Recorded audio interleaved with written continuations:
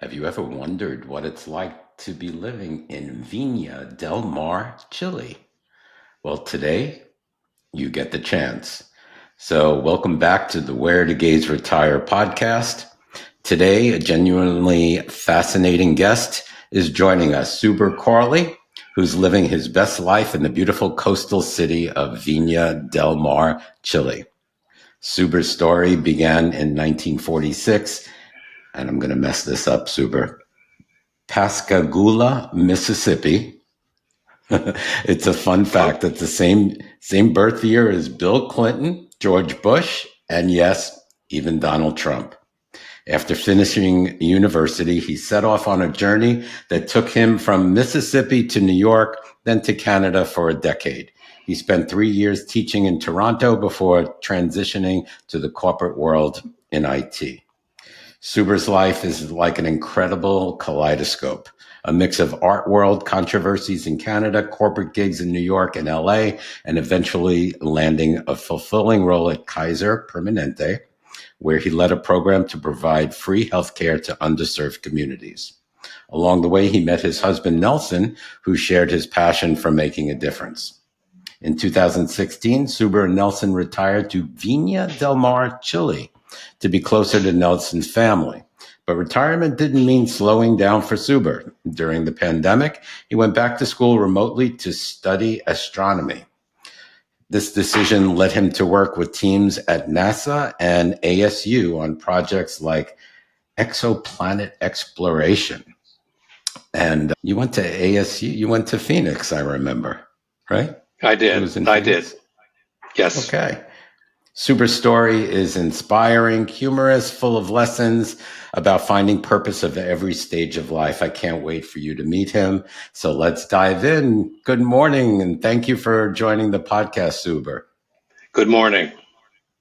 It's good All afternoon where I right. am, by the way. Yeah. Oh, that's true. That's true. We're pretty much total opposites of the spectrum, and we'll get into that right now, in fact. So let's talk about, can you give us an overview of where Viña del Mar is located within Chile and what makes its location unique? Sure. So Chile is a long thread of a country running almost 2,500 miles along the coast from north to south. And in many respects, Viña del Mar, being at 33 degrees south latitude, has a climate that's very similar to what you find in Southern California, which is at about 33 degrees north latitude. So since we're on the Pacific coast and roughly 90 kilometers, about 60 miles due west from Santiago, which is flat in the middle of the country. So we have a big dry desert to our north, not very far to the north, as a matter of fact. And then we have luscious green and cold climate to our south. It's got sort of a Mediterranean climate. It's fairly dry, even though it's on the coast. We do not get a lot of rain because the clouds that come in sort of rush past us right up to the Andes where they dump their load of moisture. And so during the wintertime, especially, the Andes mountains are just totally coated in snow, which of course is spectacular part of the view. So we didn't, of course, pick because of its location. It's by accident. Maybe his ancestors, Nelson's ancestors did that for us. But it is certainly a great place to live as far as I'm concerned. In fact, I think I love it a bit more than Nelson does. The climate is perfect for me. As you mentioned, I was born and raised in the South, where it is humid and hot, certainly for many months of the year. And Viña has a very different climate. It's very steady state kind of thing. We do have seasons. The locals, you will notice, are very sensitive to cold. And at the slightest little bit of chill in the air, they run for their ski parkas, even though they're not going skiing. But they tend to think that it's colder than it is for someone like me. You know, as you mentioned, I'd spent a long time in Canada where the first part of that journey I was in a little town in the far north and where 30 degrees, minus 30 degrees was very common at nighttime. And here in Viña, I keep joking with Nelson, that these guys would not be able to survive in that kind of a climate because it's so mild here. So typically, a day in the winter is probably in the 60s, and a day in the summer is a day in the 70s. It's Wow. it's about that kind of climate. Might get down to the high 50s at some point during the winter, but it's still pleasant pretty much all year round. I never get outside of a short sleeve shirt, even in the wintertime. I just put on a light jacket, windbreaker, and I'm good to go. So the climate is great.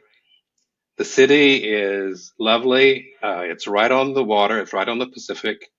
It's adjacent to Valparaiso, which is sort of our historical reference and was actually largely responsible for the location of Viña because folks who back in I guess, the late 19th and early 20th century wanted to get out of Valparaiso, started building, I guess you would call them summer homes in Viña, so they could just get out of the city.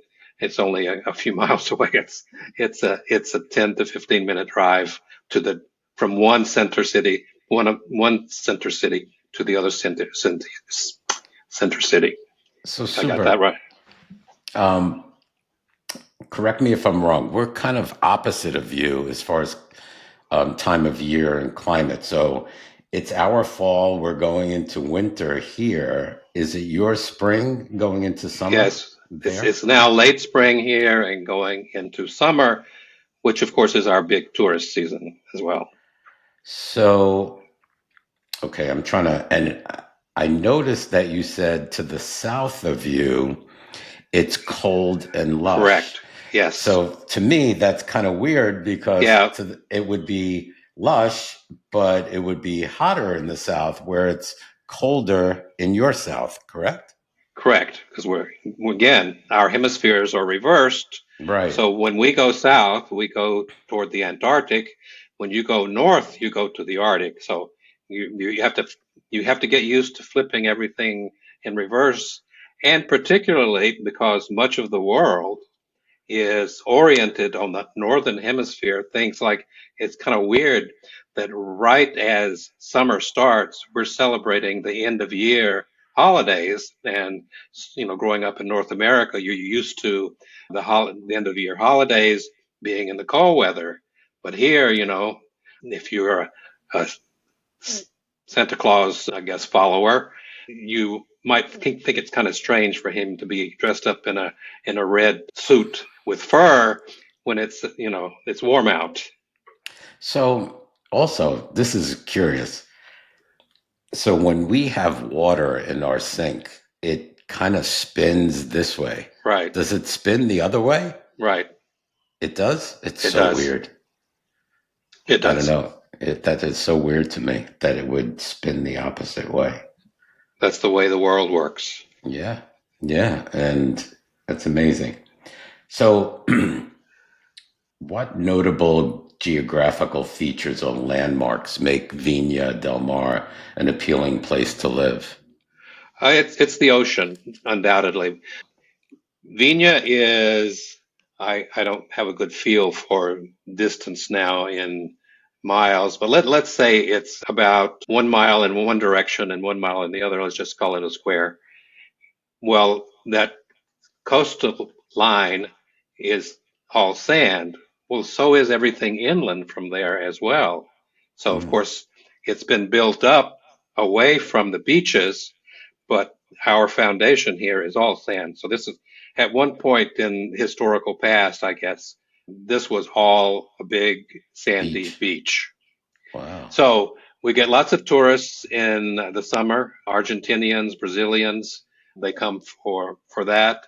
And I think it's just the convenience because by the way, Santiago gets very hot in the summer. Mhm. So a lot of people who make their homes in Santiago have second homes here in Viña. So it's a city largely, at least the central part, is condo city. Things are high rise or mid rise, and There are condos everywhere. And so a lot of people will own a condo here and spend their summers or large parts of their summers here just enjoying the beach and the activities that are going on in the summer. And you own a condo, correct? Correct? You're in a high rise? Right. Yeah. Yeah. We're on the 18th floor. We are about 6 blocks inland from the coast, the beach itself, but we have a great view of the bay, Valparaiso Bay, in front of us, and we see the ships and sailboats that do come out. If you've ever been around Connecticut and the good weather, I lived there. uh, Long Island Sound is full of Yeah. boats, and well, it's not quite that busy, but still, it's a little bit that kind of a flavor there. Oh, We can see nice. that happening right from our balcony. So And I've seen Nelson has taken many pictures and showed us his view and your view. So, yeah, it's quite beautiful. yes, it is. So my office is facing that direction, so I get that view all day long. So you get a Mediterranean climate, which is my favorite. It's like, who wouldn't want a Mediterranean climate? It's like, it sounds like San Diego, pretty much all It year is. Yeah, round. it is. That's The that's pretty a nice. smaller version. You can't get any better than that climate. No. It gets maybe a little chilly at night. Yes, but it's still not something you would run away from. Right? No, I certainly wouldn't.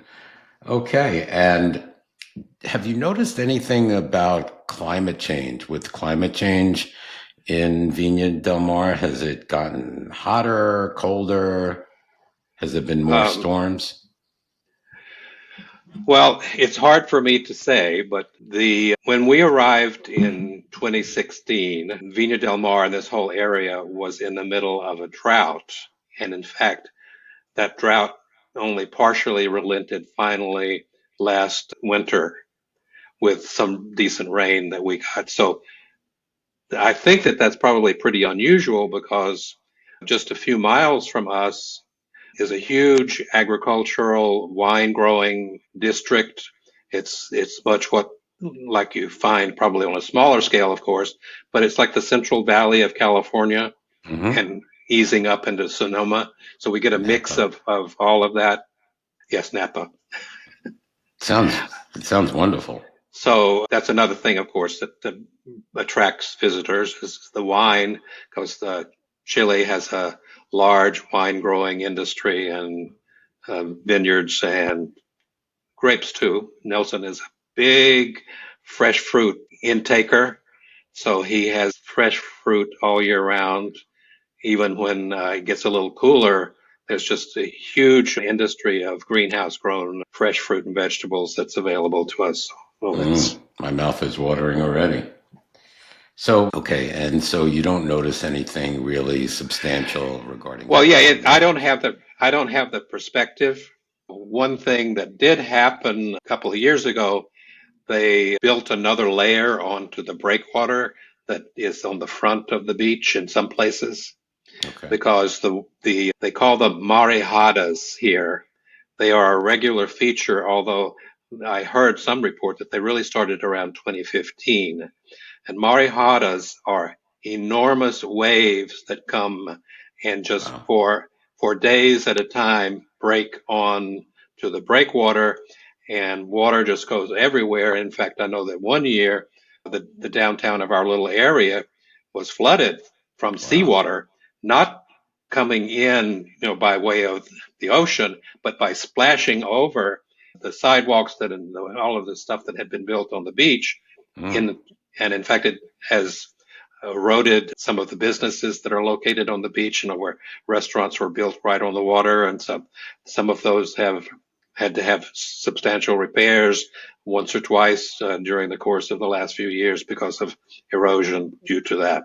Of course, in the long term, I've looked it up that it doesn't appear when you look at the official maps that are projecting where the coastal areas will flood, Hmm. we're positioned in a way that it doesn't look like there's going to be a lot of danger in the immediate future for us, like there would be in Miami, for example, where Right. it's right there on top of them already.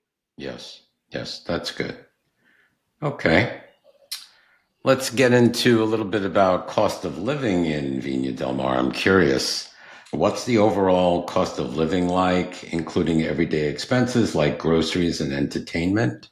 And also, if you can give us an idea of what a median priced two bedroom, two bath, either condo, because you said condos are prevalent there, or a single family home and a rental in Viña del Mar. Sure. You may have to rattle off that list again because I don't know Sure. if I'll Well, cover it all. Food sure. to food to me, it's hard to compare. Probably again, the situation that existed in the U.S. at the time that we left in 2016, Hmm. costs were X. We got to Chile and costs were substantially cheaper than X. Hmm. But now, when you go out to eat, $20 at a sit-down restaurant per person is sort of a typical, and I'm not talking about a high end. I'm just talking about a regular family style Right. restaurant. But $20 per person is probably something that you might expect. You might get away a little cheaper than that, but not much. Fast food, of course, is fast food, and since all the fast food comes by way of McDonald's and Burger King, Carl's Jr., and those chains that exist in the U.S., I think that you probably find them pretty much the same cost. So Yeah. to us, I think it's as much the quality of the food as it is the cost. And I consider that the food and the ingredients are high quality because they typically are fresh. When we go to supermarket shopping here, there's a lot of fresh stuff there. You don't have to worry that it came, a couple hundred miles on a train or a truck. It was delivered, right from farmers' fields, and in fact, Hmm. we know when they're coming into town and dropping off for our local greengrocer, which of course is just one of several greengrocers that are in the area, but they come straight from the farmers, so we know they are high Fresh. quality and fresh. So that's one big thing for us is that we get that kind of stuff. We don't have to get stuff out of a can or frozen. It's all freshly delivered. So that's sort of the food survey. And of course, Starbucks is Starbucks. You have to pay Starbucks prices. Yes. I don't go, but I stopped. Nel, Nelson is a big fan, but he doesn't do it that much either because it's really even Cost for prohibitive. anybody, it's pricey. And when I'm describing things to you, I'm talking about based off of an income that basically comes from the U.S., right? My Hmm. retirement income is all Right. coming from the U.S. and things there. So our style of living and our level of lifestyle is dependent on that income. The locals get a lot less than we do. So Hmm. how they manage to do the same things that we do It's difficult. is difficult. Yes, So absolutely. that's food. Still cheaper than us because just to Yeah, give you, absolutely. Yeah, just pers- yeah, yeah, I mean, eating out in a restaurant, even a diner, I would think at least 30, I'm thinking $30 a person, at least. A good restaurant, it's going to be over for a couple. I would say we pay around 125 yeah. in a decent But restaurant. but just to give you an example, before Nelson and I moved to Viña on one of our various trips that we made here in making that whole process work, I remember, and I think he finds it difficult to remember, but we went to a local, very nice restaurant, had a bottle of wine, and this was probably, I would say, 10 years ago, probably. Hmm. And the price tab was well over $100. Hmm. But, we had, it was comparable to what you would get in the US. And Yes. that you throw in a bottle of wine and it starts adding up. So, but, still not US prices Not as for much. sure. But at the same time, I have to think we're still living in the same universe. We Hmm. are, this is not an alien culture. Right. It's not like going to uh, places that tourists used to visit, when things were dirt cheap. Right. They're not dirt cheap. They're comparable, but cheaper. Right. Gotcha. So if you come here thinking that you're going to get housing really cheaply and food really cheaply, that's really not going to happen. Those days are long gone. I think they're probably pretty much long gone wherever you are at this point. Yeah. So give us an example of housing. Okay, well, we live in a nice neighborhood. The whole area that we live in, which is, for those who are familiar with the layout of LA, there are the flats of Beverly Hills, and then there are the hills of Beverly Hills.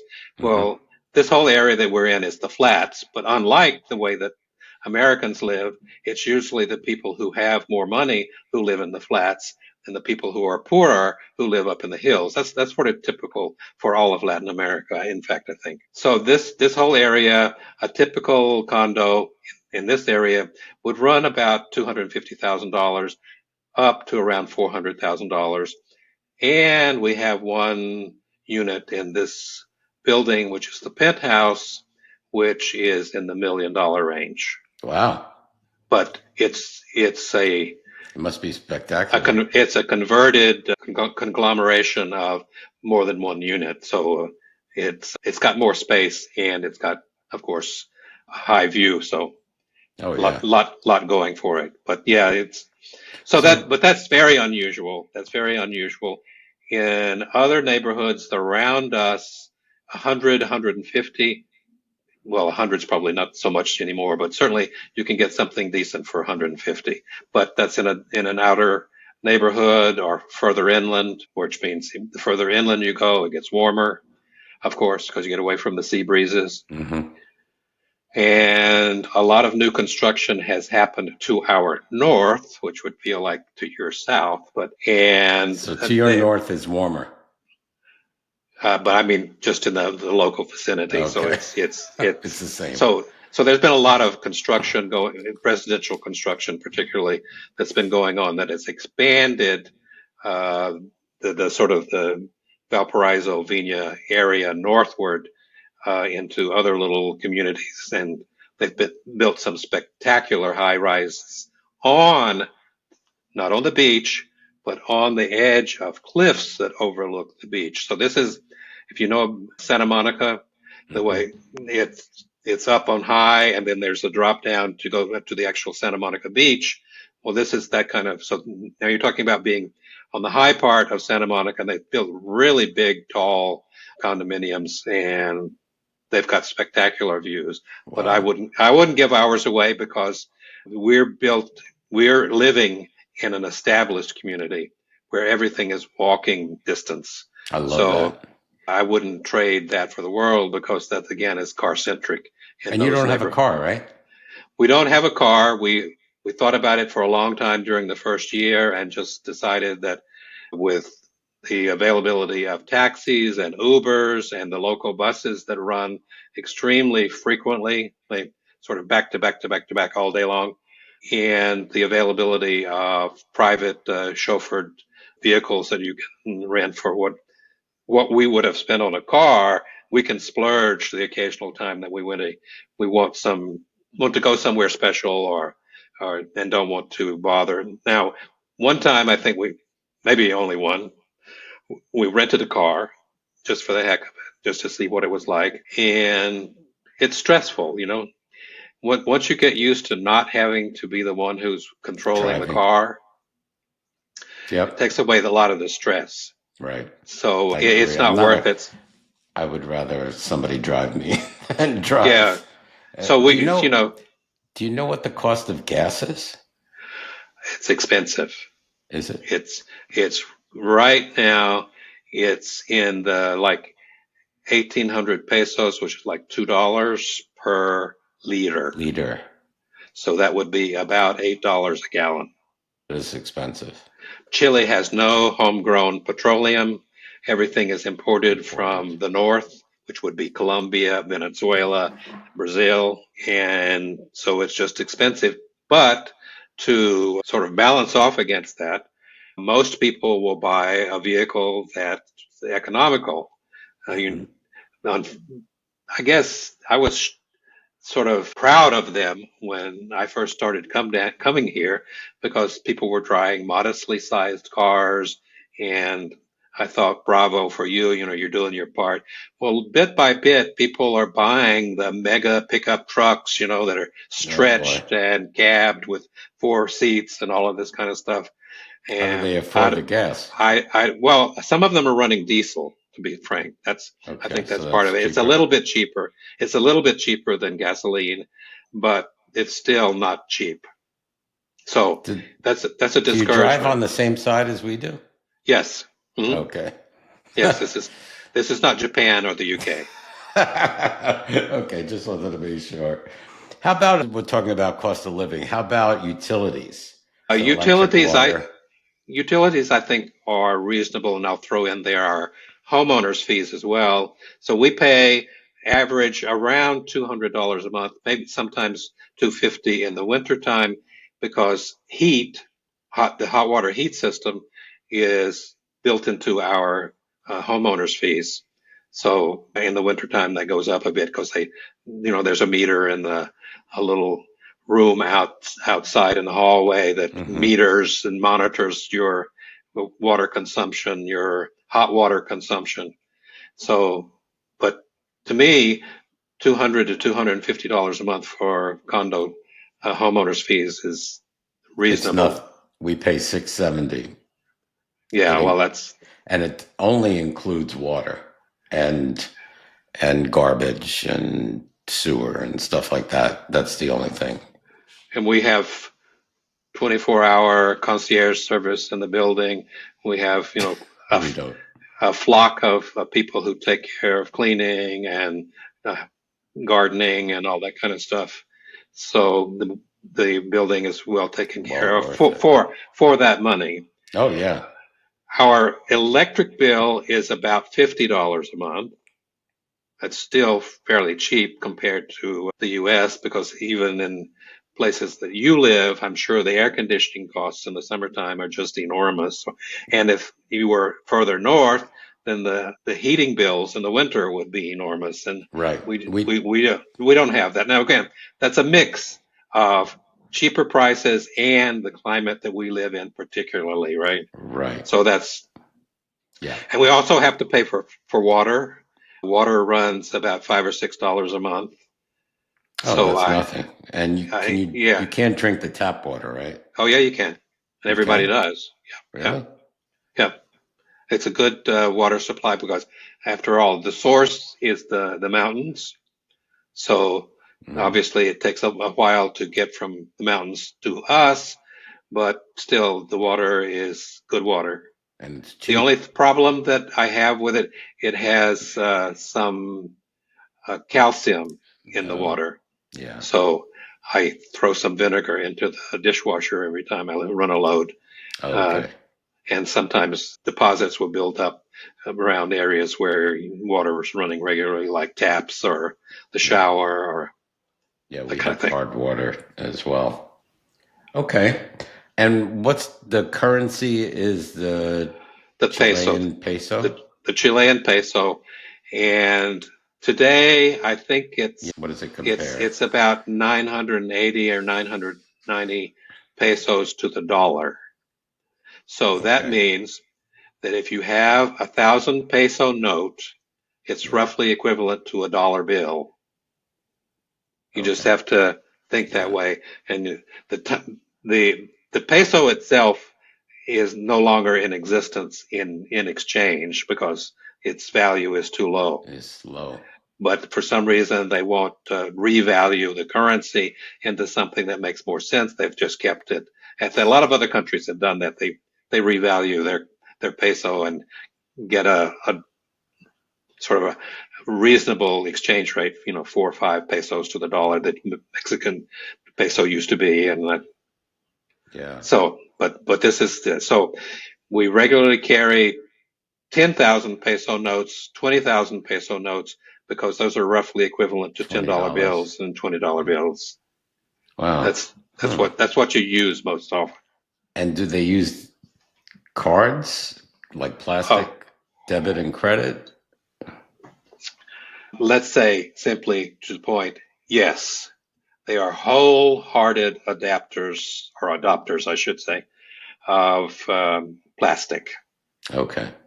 So, and in So fact, at restaurants, you just yeah, and it's easier to do here in some respects than it is in the U.S. because the waiters, servers, I should say, carry a little handheld machine machine, and so you and you don't have to just go tap to a the card.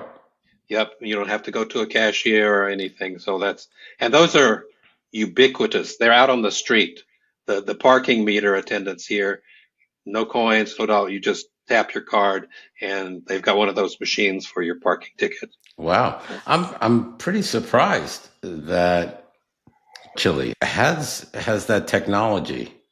So Well, just something I haven't mentioned previously. One of my stints in corporate America was with Citibank, and actually I had two of those stints. One of them was for 13 years. The other was for a year much later, I work where for I, Chase. oh, we were eating your lunch at one time. I don't know what Yeah. it's like now. Things have turned upside down. But when I was working for them the second time, I was in Florida working on their Latin American division, and we were converting a lot of things. And in fact, Banco de Chile, which is a big local bank, was in fact a part of the Citibank family at that point. And so that was, gosh, that was 20 years ago.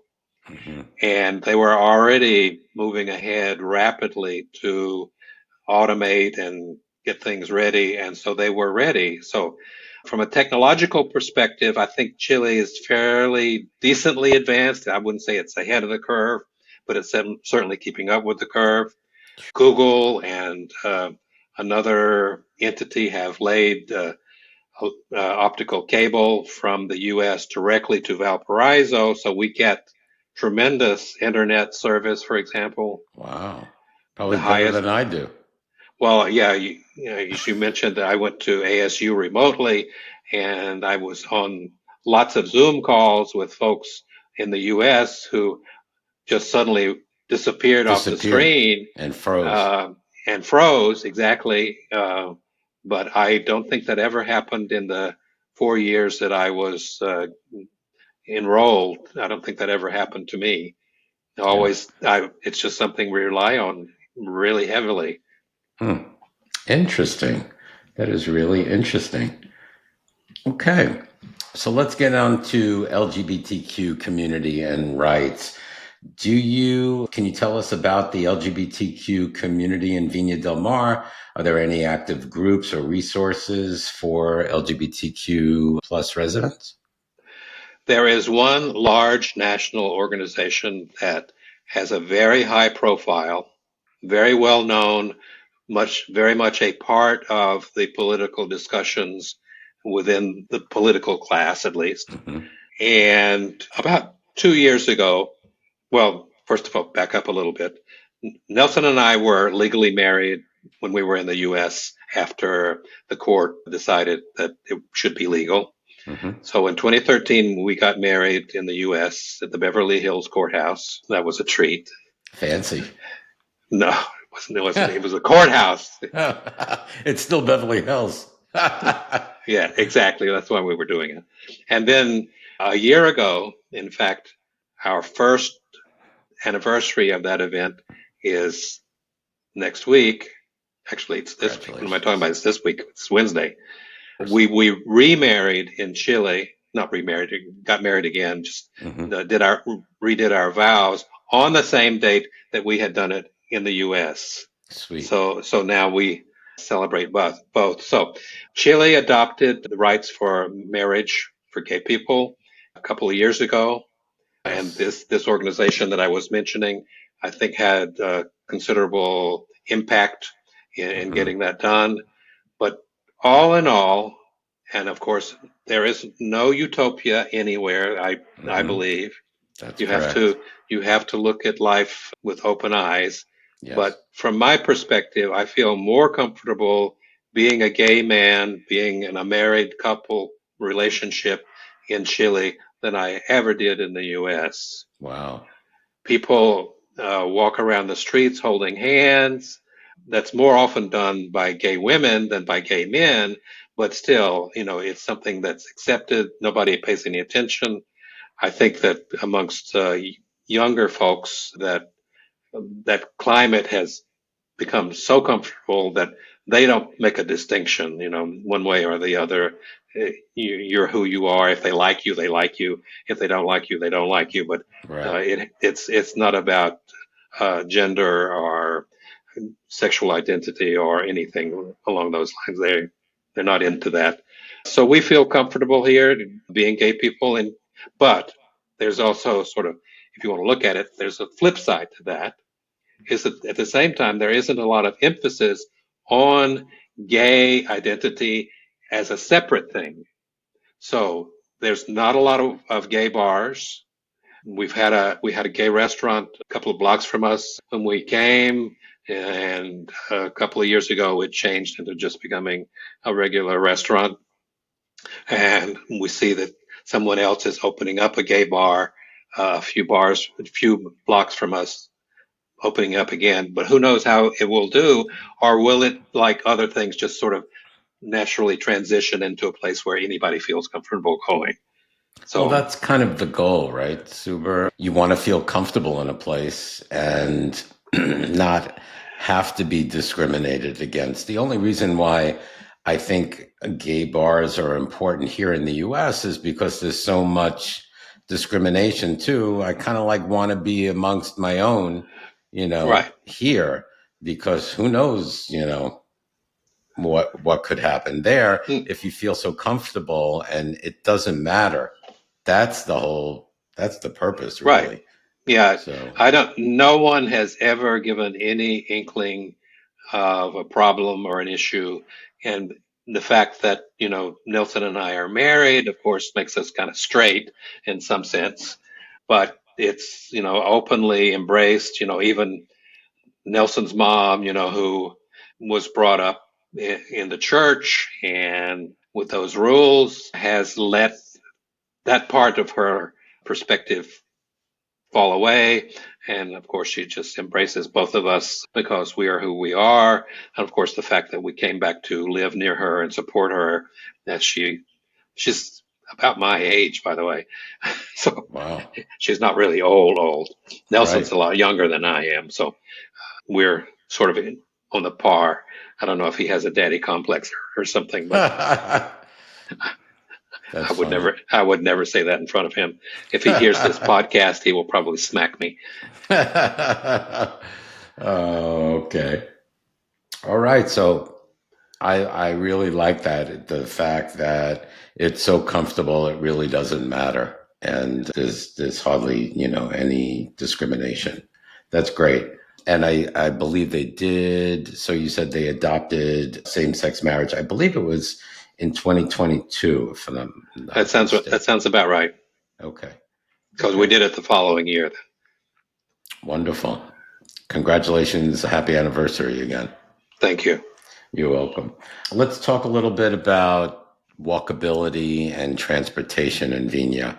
So, is there, besides buses, do they have any other like light rail, train, any type of Yeah, there's a transportation? light rail that runs from Valparaiso through Viña out into the countryside. It's light rail, so it's not a high speed train, but it's a modern light rail, so it's convenient. But if they only have one line, so if you're not close to that, then you have to walk to that. So that's one way to get around. The interurban bus system is extremely popular and extremely efficient and quite convenient to use. If you want to go to Santiago, for example, on a bus, you can find one about every 15 minutes if you walk over to the bus station. How far is So Santiago from you? it's about an hour and 10 minutes, an hour and 20 minutes from center to center. The Got it. airport is closer to us, so it's only about an hour to the airport from here. Got it. Got it. Is Uh, everything walkable? well, it is for us because we live inside Viña. Right. Uh, there is a tendency to suburbanize For some people, they just want that feeling of a private home, separated from their neighbors in a nice community. But there are downsides to that. And one of them is security, I'll be honest with you. Okay, Super. Let's talk a little bit about arts, culture, and dining, one of my favorite subjects. So, what's the arts and culture scene like in Viña del Mar? Are there live theater performances, museums, or notable festivals? Yes, there's some of each of those. There is a newly reopened municipal theater, which is a very nice facility, sort of a Greco-Roman style architecture, dome structure that's right in the middle of downtown, about a 10-minute walk from us. And they, since they've reopened after a 10-year hiatus because of an earthquake and some damage that occurred in 2010, they've been mostly hosting events that are free. They are bringing culture to the masses, so to speak. And in so doing, of course, they're doing things that are of general interest to the broader community, not specifically to sort of high art, but it is a great facility. Typically, and we also have often gone to Santiago, which is about an hour and 15 or so minutes away from us. But whenever we're going for an event, we'll typically stay overnight in Santiago, mostly because we just want to. We could come back in the same day, but Same day. we just like the idea of staying overnight. And there are a couple of venues that we really like. Both of them are theaters. They both have a lot of live theater and live performance, both plays and concerts, and they generally have stuff going on all the time. Here in Viña, most of the sort of higher art stuff, other than the municipal theater, occur in university settings. There's one of the universities that has a very beautiful location just down from us a bit, but we take Uber to get to that one. It's not really walking distance, not a comfortable walking distance anyway. And they have weekly concerts and other activities that are of a cultural nature. And to a lesser degree, Valparaiso, which is about 15 minutes away from us, has some stuff going on as well. But it tends to be more popular art kind of stuff that's going on there. There are universities in Valparaiso, art galleries. Also in Viña, there's a small municipal art gallery a few blocks away from us. And there's a museum of art and design, for example, that's not too far away from us. Then there's a little archaeological museum, very small, just like a block and a half from us. But it's got sort of local Chilean artifacts and history that it focuses on. So there's a reasonable amount. The kind of stuff you might find in a college town Mhm. would be sort of comparable to what goes on in Viña. I'm always curious. For live theater, is it in Spanish or is it in It English? it's typically in Spanish if it's live theater. Now Do you we do you understand what's going on? I've only gone to a couple of those because I gave up after a year of trying to learn Spanish at my age. That's difficult. Anyone who's a lot younger than me, of course, will probably get more into learning the language, and you can deal with that. But we're more moviegoers, Nelson and I. So we're next to there's a Cineplex within the mall environment here. Cinemark, I don't know, if Cinemark and Cineplanet are both in Chile. So we go to the multiplex there quite often to see movies, and there you get to choose because a lot of the movie produced are basically From the coming US. from the U.S. and they offer two formats. You can get it dubbed into Spanish, or you can get it in English with Spanish subtitles. So we don't have to read the subtitles. We get and there's a lot of that. And of course, I don't know if I've mentioned it, but a lot of people here really enjoy trying to pick up a little bit of English. So English. it's not that unpopular to see other people in the theater other than just English speakers. Right. Okay. Tell us a little bit about, I'm curious about the dining experience in Viña. Does it offer a wide array of different types of cuisine, restaurants? I'd have to be honest with you. Having come from a life in Toronto and New York and LA, where of course food is a big thing and Mm-hmm. there's lots of international cuisine, Yeah. Vigna's not so blessed with that. The local cuisine is sort of meat and potatoes, kind of Midwestern style Mm-hmm. cuisine. Peruvian food is much more palatable to us. It's got a little bit more something in it, Mm-hmm. and in fact, most of the restaurants that are sort of sit down venues for eating are Peruvian, not Hmm. Chilean. Chilean Interesting. is sort of the dining style, or that kind of table is where you would find real Chilean food.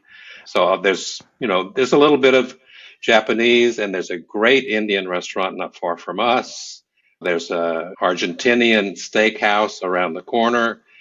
There you get really, really great steaks because, Argentinian beef has a great reputation, and it's justified. I think that's, sort of the highlights. It's not a big thing for the locals to eat out so much as it is for the tourists. And the tourists, of course, are satisfied with almost anything that you can get. There's also a couple of they're not really steakhouses, but they feature food that's more likely to be found in the South, where they're open pit barbecue kind of stuff, Mm-hmm. and that tends to be pretty good. And last but not least, there's a lot of seafood in Chile. Okay, which brings me to tell our audience. So, one of my favorite seafoods is Chilean sea bass. Yes, Tell our and audience about Chilean sea bass in Chile. until recently, I didn't think that Chilean sea bass existed in Chile, but I was corrected by someone recently. There's a fish called merluza, which is very popular here in Chile, and apparently that was renamed to Chilean sea bass for importation into the U.S. and other places, made Uh, it more exotic sounding because it's just a very common seafood. So, of course, they don't know that it's called Chilean sea bass outside of the country. I gotcha. Now, there is something that's even bigger than that, though, at this time. I don't know at what point in Chile's sort of development that this occurred, but Chile is number two in the world behind Norway for farmed salmon. Oh, It that's exports interesting. number two in the world. And so, of course, there's a lot of domestic consumption of salmon as well. So it's all salmon you find almost on every menu, that no matter what kind of restaurant it is. So, Okay. and Yeah. it's good. So I prefer, they say wild is better than farmed because farmed they put in antibiotics. Well, yes, they do. In fact, one of my nephews is involved in developing those antibiotics for fish farming. But you can look at it another way too. The oceans are being fished out, and this, at least, it's something, even though it may not be from a nourishment view, maybe Hmm. not be the best thing, but as far as, who knows, as far as the environment is concerned, it may be a good thing because we're allowing the oceans to heal a little bit, Yeah. and certainly the waterways that are in Chile to heal a little bit too, so they don't get fished out. Yeah.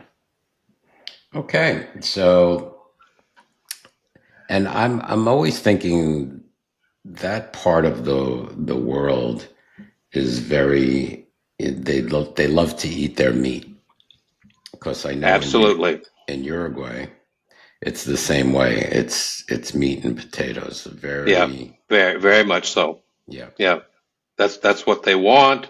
Vegetables are very easily consumed and available, but they prefer potatoes on the side of their meat. The veggies on the side, they're not really that keen on. Okay. All right. And let's talk a little bit about residency and how you obtain a visa. So, can you name the various types of visas that are available in Chile? And does one need to have family there, or is there any type of retirement visa that one could come and live? So the answers to several of your questions is yes. I'm not an expert, of course. You know, We need you can to. go to the local Chilean consulate and get all the Yes. information that you need on that to be more specific. But we had it relatively easy because, of Hmm. course, Nelson is a Chilean citizen and he's also an American citizen, so he's dual citizenship. But when we came here, we went to the Chilean consulate in LA and I applied for a retirement visa. Okay.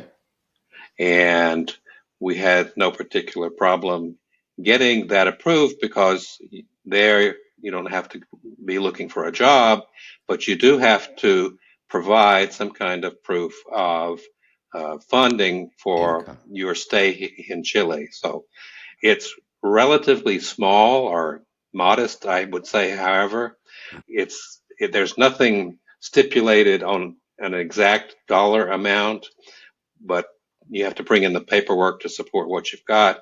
And roughly, it's like $1,000 to $1,500 a month for the person who's applying.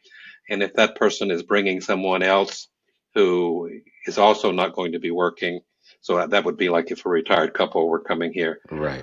then there's another $500 or so that would be added to that amount. So about $2,000 a month would sort of For a be couple. sort of a gate for Mhm. getting in. But we didn't have a problem with that, so I just had to show my retirement income and the records associated with that. So it was relatively easy. One thing that I think that folks need to know is that don't look for the easiest route unless you're prepared to do it a little earlier. We went to the consulate well in advance of coming here and got the process going and the paperwork flowed. And so we never had a trauma that we can carry around with us to say that, it took a long time. It may have taken a while, but But you because we weren't had in a done rush. exactly, so it was comfortable and they were very nice and took care of everything. And because when we did this, we'd already been married for a couple of years.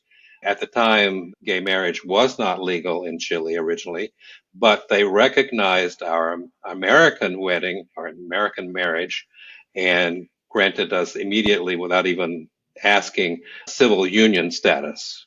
That's almost the same thing as marriage in Chile, but just not quite the So same thing. that's what I was going to ask. I said I was thinking that when you applied for a retirement visa, you could have probably applied for a different type of visa because your husband is a citizen. Well, So, I'm still coming on my own. You're applying for you. okay. Just because you've got a spouse, you have to come on some kind of a visa. The same thing in the U.S. You can't just waltz in just and say, "Oh, well, that's my spouse," No, no, uh, no. I right? understand that as So far as the it's visa is concerned, but I thought they might have another visa, as another visa just because you're, a spouse. yeah, I don't know. I can't answer that unequivocally, frankly. It never came up because we never asked. We knew that I was coming and would not be looking for employment. My Right, suspicion is that even if you are a spouse and you're of working age and you intend to work, my suspicion is that it'll be a little bit tougher than someone who's coming and is attached to someone and is not going to be looking for work. right, right. There's a different process for that. So Okay. And the process is going to the embassy in the United States first, if you're living in the United States. that's what we did. Yes. Okay. I, I wouldn't come here. You could come to Chile, of course, on a visitor visa, and they're pretty generous with it. I think it's 3 months or something like that that you Hmm. can stay.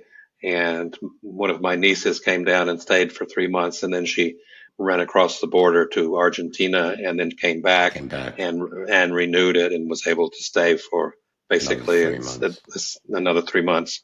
So you can do that thing, and I know that a lot of immigrants who are sort of economic migrants do come here without a job and have to find a job and have to go through a fairly rigorous process to get approved and all of that stuff. But Chile basically is a little bit more open to immigrants than the U.S. is. So it's probably not as much of a hassle. At least they open their arms and give you the Right. opportunity to stay. But I'm sure that it's not as easy as it would seem to be from my perspective, right? I'm not an expert on what other people are doing and how they live, but I just get the feeling that they're a little bit more considerate of people who are coming in, even if they are economic migrants. Right. Okay. Wh- All right. So let's talk a little bit about the banking system. What's banking like in Chile? Is it very different than the United States? How do you even open up a bank account? Well, that's an interesting question. In some respects, it's very much like it is in the US, and in others, it's harder than it is in the US. The structure overall, of course, the banking systems worldwide are all connected, and the bank that we use, is the Banco de Chile, is actually used to be in partnership with Chile and Citibank in New York. And so a lot of its internal operations are very familiar to me, because I used to work at Citibank in New Right. York. So I was familiar with how things are done. But we first arrived, even though Nelson is a Chilean citizen, the first thing that they wanted to do is proof of income. And it took us a while, even though they knew that we were fine and they wanted us as customers.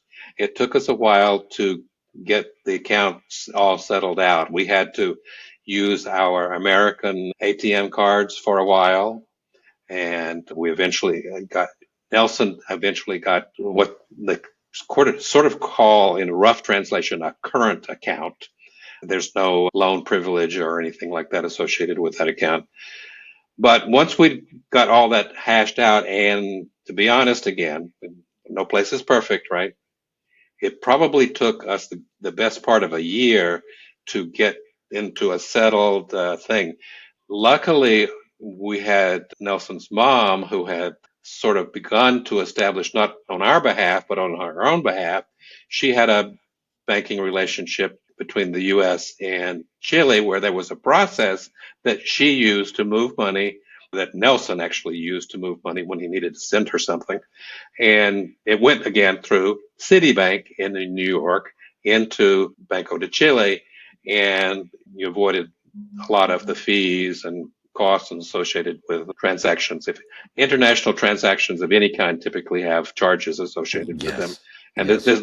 this saved us a little bit of money because we began to use the process that she had used. So it was just a little inconvenient for that first month Year. or up to a year.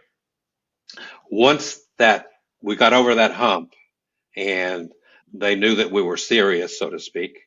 And by the way, not every Chilean has a bank account. Really? And and part of it is because they're very careful about who customers can be and how they can transact, because they're very, very concerned about money laundering.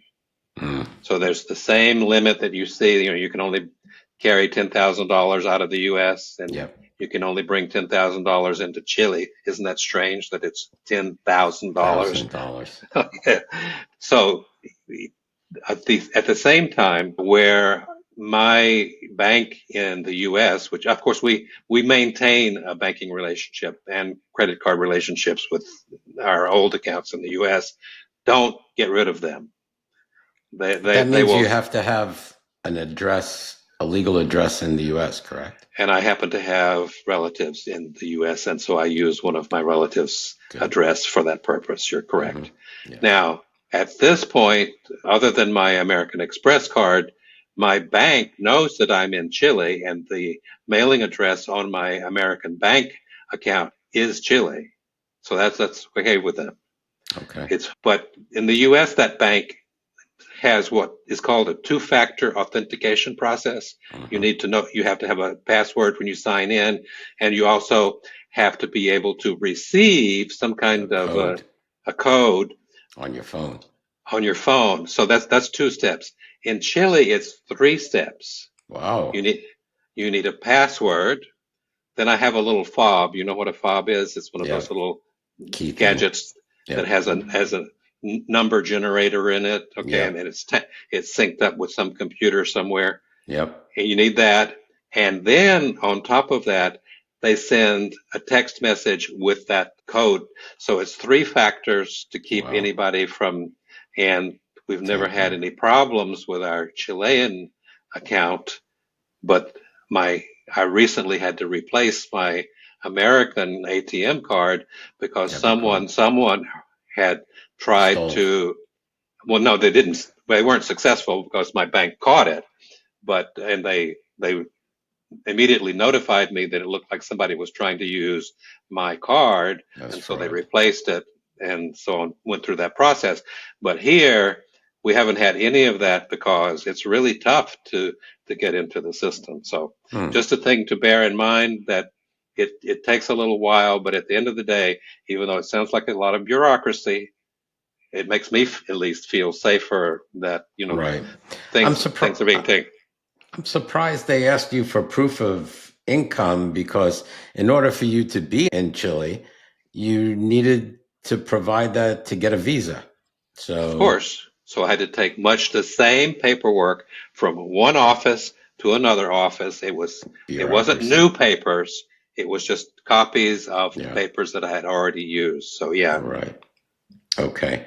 And do they have like do you have a debit card right now? Yes. Oh yeah, set up with the Chile bank? Yep. Oh, okay. Yep. No, it's full service banking once you get over that hurdle. Okay. Like then, credit cards, loans, all that kind of stuff are available to non. In fact, it's not that you don't have to be a citizen. You just have to be a formal resident to be able to be approved. Got it. Okay. Which reminds me of something that I'm sure you don't think about. I vote. And in fact, it is required that I vote. Yeah, I'm not a citizen. You vote in Chile? I vote in Chile. And of course, I still vote in the U.S. In the U.S. But you can only vote for the top of the ticket, though, in the U.S. Did you know that? No. Yeah, if you have residency and you want to maintain residency outside of the country, you cannot vote for local elections, and you can only vote for the very top of the ticket in the U.S. But here, I vote on everything, and it's required. The laws here require, if you don't vote, you get a fine. What do they do? Really? They fine you. Yep. If you don't vote, you get a fine. That's all residents who've been here for 5 years or more are required to vote. Wow, I wonder how that would go in the U.S. Probably not well, but it means that when the election is held, you truly are getting the voice of the people. You're not getting half of the population. Out. Yeah. So that's interesting. I think I'll ponder that. Okay. Good information, Super. Let's get on to healthcare. Very important, especially as we age. Yes, very important. We need healthcare, and we need good healthcare. So what's the healthcare like in Viña del Mar? What are the differences between the public and the private system in terms of quality and cost? Let's start with that. Okay. There are two different systems. There is a private system and there is a public system, and that goes for insurance on the one hand and also on the delivery system at the same time. So there are two versions of each of those pieces. On the insurance side, which is something that we, of course, immediately had to insure because I was coming from Medicare because I'd signed up for that before we left the US and came here. And Nelson and I spent quite a bit of time wandering around to the various private insurers trying to get coverage. For one thing, the private carriers didn't like me because I was over age. Coming into the system, you're more prone to have needs and they're not interested. Pre-existing conditions. Pre-existing conditions, all of that stuff. So they really weren't so happy to see me coming in the door. Had I done so, had I been prepared to go ahead and get it, I would have been paying about $400 a month for private and health insurance. Oh. Nelson would have had a separate policy and would have been paying something not that dissimilar. So it would have been a lot of money going out of pocket. Now, I don't know what you're doing, but as I left the U.S., I had signed up for a Medicare Advantage plan with my prior employer, which was Kaiser Permanente, and also they had provided my health care for a dozen or so years in California. And I was paying about $300 a month for the Medicare Advantage plan in the U.S. Okay. So coming down here, and I said, my gosh, that's a lot of money for people to pay there, and a similar amount down here. Right. It seemed like, a big burden. So we eventually decided we would try something different. So we went to the universal insurer in Chile. And because we had the advantage that Nelson was a Chilean citizen, I think that we probably would have had to establish residency if that hadn't been the case. But he was able to apply, and because, again, we had civil union status, I was immediately approved to go on to his plan. And we started out and the other part of that is we weren't being untruthful, but Nelson didn't have a Chilean income. Didn't matter what you were getting from somewhere else. There was no money in Chile. They were looking for proof of employment, in other words. Right, because they don't want you to be a burden on their system. Well, in this case, if you don't have a job, they give it to you anyway. And we are currently paying, I think it's about $35 a month for his coverage, and I'm free on his plan. Wow. Can't beat that. You can't beat that. Now, you could consider that to be sort of a catastrophic coverage, as the Obamacare plans, some of those were meant to be.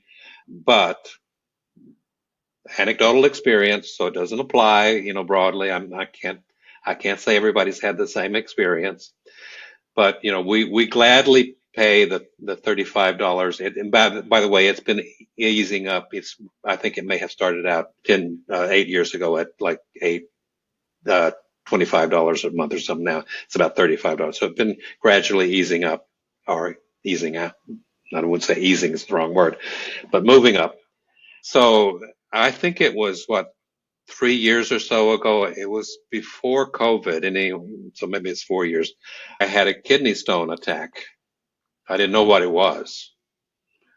I just, one Saturday, I was getting dressed and we were going to go out, and I just got this absolutely searing pain in my back, and it was so severe that I started throwing up.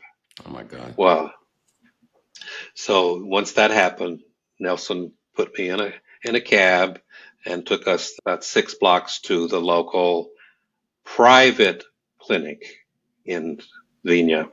It's one of a number, but this particular one that we like, we know it's It's a big hospital, actually. They call it a clinic because it's private. I don't Right. know who came up with that terminology. So I went in to the emergency room, and I guess they probably knew pretty quickly what was going on, because that's one of the symptoms, by the way, of a kidney attack, Is it? is you start throwing up. And they did MRIs. They had all the equipment that you could ever want. All the technology is there, and they, because we hadn't been paying for the previous 4 years for the expensive private coverage, we just went there knowing there was going to be a little more money than Out of at, pocket, at a right? yeah, out of pocket than it would be at the public hospital in Viña. But we went there anyway, and I got a private room. It was only overnight stay because the next morning I was in the operating room, and they had the laser, non-invasive, whatever. And the whole time I was there looking at, somebody had done something that into an unmentionable part of my anatomy. And I was sitting there watching it as cool as a cucumber. Oh, that's interesting. So anyway, this whole experience cost us probably somewhere between $1,200 and $1,500, and I'm pretty sure that you would pay A some lot more more than that in for the that in the U.S. U.S. And it was with the well trained and very helpful, They and speak English? enough that I didn't have to worry. But again, I've got You Nelson to have make sure that my Nelson? needs are met. But especially, yeah, you find a lot of medical personnel do speak a little English. Our personal family physician, for example, speaks English, and he's not the first one that we've had that did so. What are the So waiting anyway, times? at the public hospitals, it can be what you expect for any public hospital in any country in the world, not what you want to do. Now, in the Right. case of an emergency like that, the one that I had, I assume that it's a little different, but it's the local public hospital is this mammoth. It's new, but it's this huge structure that serves the entire city of Viña del Mar for public hospital needs. And recently, Nelson's mom's partner, and well, even her partner had some severe health issues, and he's been using the public system, and they're perfectly satisfied with. They wouldn't think of going to a private clinic because, for one thing, Chileans are very frugal. Okay. They don't want to pay money that they don't have to pay. And staying in a nice room is not by themselves is not What they would worth call, yeah. yes. So, but he's been perfectly happy, and he's been getting, as far as I know, very good treatment. It's a serious condition and life threatening, in fact, and he's been getting good care. How So far from you is the public? it's about a 15-minute walk if you wanted to. Otherwise, it's a 3 or 4 minute Drive. ride. It's Okay. not. So It's both places, both the public and private, are very yes. close. Very close. And our Those two. primary care facility is just less than a block away from us. So Wow. Can't ask for yeah, more. So it seems like you have all that under control. That's pretty good. $35 a month yes, you for can't you for can't care. beat You that. can't beat that at all. No. But it Uh, in general, they have all of the latest gear that you expect in a hospital setting, right. and we get all of our regular tests done and stuff, and it's all done the same way, and it's all electronic. You get an X-ray, you get an electronic version of the X-ray, and all your test results are delivered, online, Email and or all online. that. Yeah. Awesome. That's great. Let's talk about crime and safety. Okay. So I'm not so much a social media guy as other people might be. So when we were going to, or had decided that we were going to move to Chile, I did some life factor research before we came. And one of those was the statistics are available. And so I what's crime like in Viña del Mar? And let's just say the ratings were a lot better than they were from where we were living in LA at the time. I think that we have suffered over the last few years, is particularly around the time that COVID started. And since, as you also probably are aware, life in Venezuela became a little tough a few years ago. Mm-hmm. And there's been a lot of migration related to that.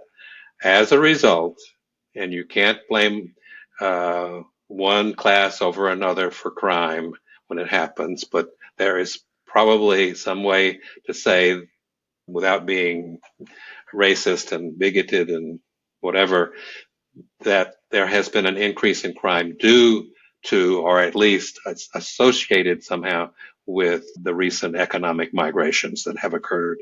And that has applied to Chile as well. So it's not the same as it was when we arrived 8 years ago. There's been some decline in security, I guess could call it.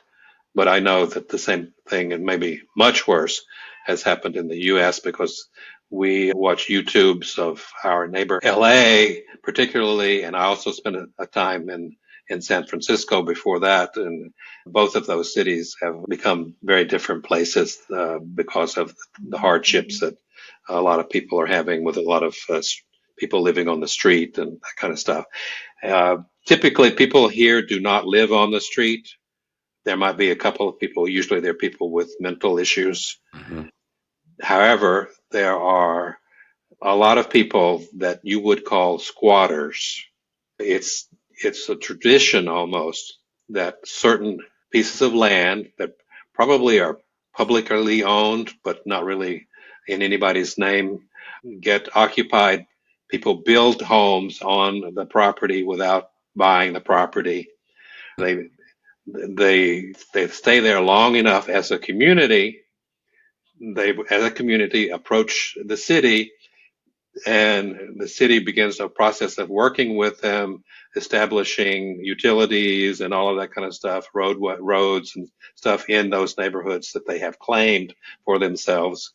And if you've been there for 25 or 30 years, they will regularize those particular districts and subsume them into the city officially.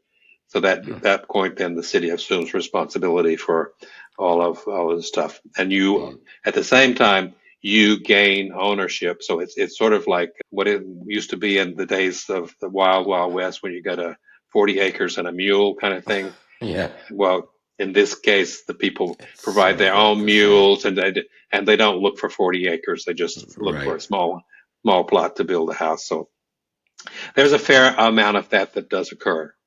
Is owning a gun legal? Oh boy. Or is it for hunting only? It can be legal, but there are very strict rules around it.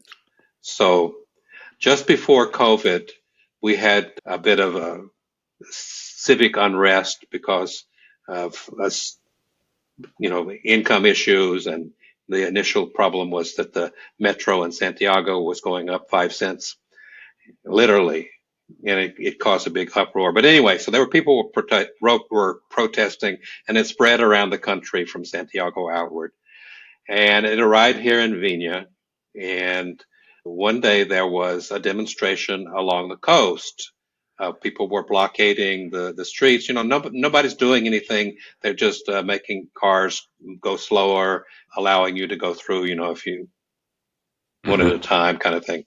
Well, so there was and still is an American dude who had been able to get a legally licensed gun to practice shoot. So he was allowed the gun for practice target shooting purposes. The thing is that you can only go from your home to the target range with the gun. You can go nowhere else with that gun in your car. So he's a fairly a known instigator, an American expatriate who came to Chile and just has been a bad boy. And he drove his car right into the middle of the protest that was happening on the coast. Oh my God. And I assume that he was verbally harassed and that kind of stuff, but he drove through the demonstration, pulled over to the side of the street, stopped his car, got out of his car with his gun, and shot into the crowd and hit someone. Oh, Wasn't mortal, but still he injured someone. He had no right to have the gun in his car at that point. right. He certainly didn't have the right to use it in self-defense, Right. because that whole mentality doesn't exist here. If you have a gun, you're supposed to have it for a reason. So he went to jail As for he should. as he should, for his misbehavior. There are gun incidents now that there were not years ago. Some of the sort of organized crime gangs that have sprung up thanks to the problems with the economy and uncertainty and migration and so on now are caught with guns. But here's the trick. I don't know. There used to be a, a show on TV, I think it was. But anyway, World's Dumbest Criminals or something like that. I don't remember what it was. But, you see somebody doing something really stupid and they get Right. caught. Yes. Well, unlike the U.S., Chileans don't mind that there are cameras on the street. The more the merrier. In fact, the local communities ask for them. And it seems that, you get up in the morning and something happened, and here the local news channels, particularly coming from Santiago, will spend hours talking about an incident. You think it's like, the sky is falling, the sky is falling. So there's a crime of the day, and maybe Yeah. somebody did a car hijacking, for example. Those happen, but they'll catch them right away. They'll Right. Because of they're the cameras. because of the cameras. Either they drive up in a car and the license plate is visible in the cameras of the They're car pretty that they were stupid. driving. They'll get out of the car and maybe they get away with the car, but of course that one's already identified as too. And Right. when it parks somewhere, the chances are that somebody's going to be able to read some kind of identifying information from it. So anyway, it just seems to me, it's like a little movie Right. almost of the cops and the bad guys, just running around after each other in a clown car because they get caught so quickly. It's not weeks or months. It's hours, Oh, that's before good. they've already got these people, behind jail. And that's one thing that I think that I would probably not recommend. Is Going into jail in Chile is probably not a very nice experience, is my guess. probably not. I I would think think that not. I think it's probably they probably don't their frugal mentality is they probably don't spend a lot of money on Right. accommodation in jail. Right. People don't like to So spend money as it is yeah, yeah, on exactly, yeah. themselves, and they're Yeah, not going to that spend money wouldn't go on jail. down well. The kind of jails that you sometimes see. I don't, of course, not every American jail is luxurious as well, but Right. still, I think it's probably bad news. Yeah. I would tend to agree. All right, super. So, closing thoughts. What advice, words of wisdom would you offer someone considering moving to Viña del Mar, and what should they know before making the leap? Well, we think, and I think that Viña del Mar is a great place to live. For my own personal feelings, I feel very secure here. I don't have any worries. I know where everything is, and even though I don't speak much Spanish, I really Hmm. do not. I get by with a few words. I don't have any problem, going out onto the street or going to a restaurant or getting whatever I need out of the system and out of the people who are around here. So it's just the convenience, the security, the the quality of life here, I believe, is much superior to what we were getting in the U.S. in an urban environment. And I don't want to be in a suburban or an ex-urban environment. I like urban life. I like being around. the things that are there and having convenience and all of that stuff. So if you like that, then you'll like Viña. If, on the other hand, you have some kind of an idyllic 70s vision of the world and you think that you want to get a farm and go raise chickens or something, I'm not sure that it's the right place, because when you get into the ex-urban environment, it's farther to facilities, much farther. Chile's long and stretched out, so you probably have to drive a long ways to get to what you need. And to me, that's just that kind of sort of inconvenience is just no. Yeah. At the same time, if you are interested, I encourage people to do their own research. And by that, I don't mean asking people that you know that are here what's going on. Do some research. Look at the statistics. Look at the reports that are written. Look at I looked at the World Bank, or I think it's the World Bank, that produced statistics about the country and the lifestyle, and how international organizations rank Chile relative to other countries. So I recommend doing that. And as I sort of hinted at earlier with the visa thing, I would start early. If you are convinced, once you think that that's the direction you're going to go, start early. Don't do it on overnight without any kind of planning.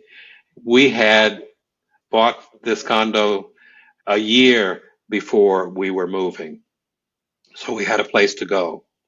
We started shipping small cartons of clothes and that kind of thing to Nelson's mom during that year.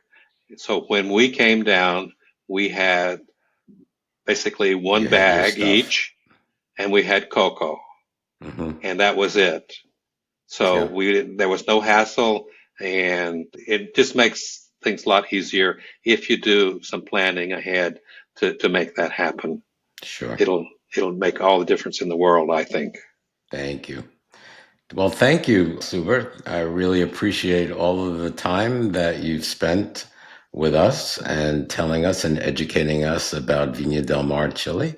And thank you again, and we hope to see you soon. You too. Thanks for having me.